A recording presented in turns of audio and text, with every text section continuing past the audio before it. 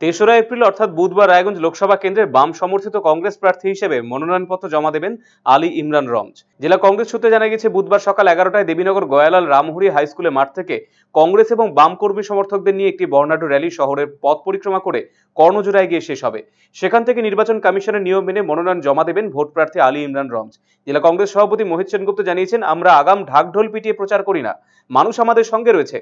বুধবারের র্যালি জনগণের র্যালি হবে। আসন্ন নির্বাচনে বাম সমর্থিত কংগ্রেস প্রার্থী বিপুল ভোটে জয়যুক্ত হবে বলে জানিয়েছেন মোহিত বাবু। আমাদের আমাদের জমায়েত হবে গয়ালাল রামহরি উচ্চ বিদ্যালয় ময়দান থেকে, খেলার মাঠ থেকে। আমাদের যাব, ওখান থেকে সোজা যাব আমরা কর্ণজোড়া অভিমুখে।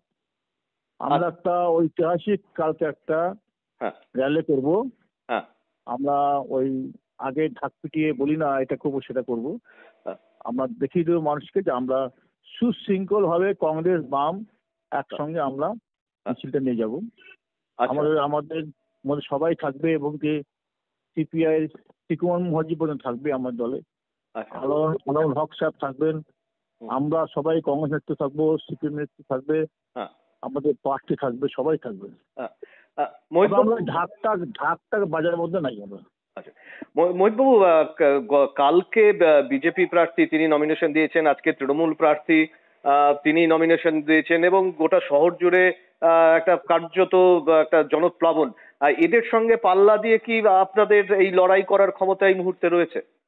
আমরা পাল্লাটা বলি না, কারণ জনগণ বিচার করবে কাদেরটা ভালো হলো, কারা বেশি। আমরা মুখে ঘোষণা করি না, আমরা পাল্লা দিয়ে চাই না, আমরা প্রতিযোগিতা অংশগ্রহণ করি না। আমরা নির্বাচনে অংশগ্রহণ প্রতিযোগিতায় সেখানে আমরা 3-0 বলে আমরা জিতবো।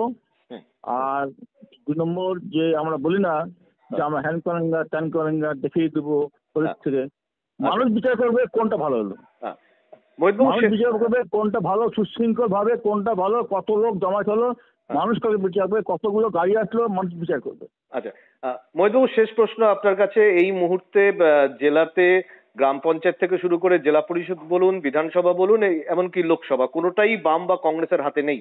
এই পরিস্থিতিতে দাঁড়িয়ে আসন্ন লোকসভা যে নির্বাচন অনুষ্ঠিত হতে চলেছে তাতে বাম সমর্থিত কংগ্রেস প্রার্থী জয়ের ব্যাপারে কতটা আশাবাদী আপনারা? ব্যাপারটা হলো আমাদের থেকে এমএলএ নাই, এমপি নাই, জেলা পরিষদ নাই, কিছুই নাই, পৌরসভা নাই, কিন্তু জনগণ আছে। যারা বাম সমর্থিত বামের যারা তৃণমূলের যারা আছে, বিজেপির যারা আছে, তারা তো রন্ধে রন্ধে দুর্নীতি, কাটমানি খাওয়ার মাস্টার, চাকরিতে নামে টাকা খাওয়া, হেস্টল্যান্ড দখল করা, পুকুর দখল করা, সম্পত্তি তৃণমূল কংগ্রেস করছে, নেতারা লুট করছে। ঠিক আছে, আমরা একদম ফ্রেশ, কংগ্রেস এবং বাম ফ্রেশ। আর আমাদের সঙ্গে জনগণ আছে, ওদের সঙ্গে জনগণ নেই, মস্তান বাহিনী আর পুলিশ আছে।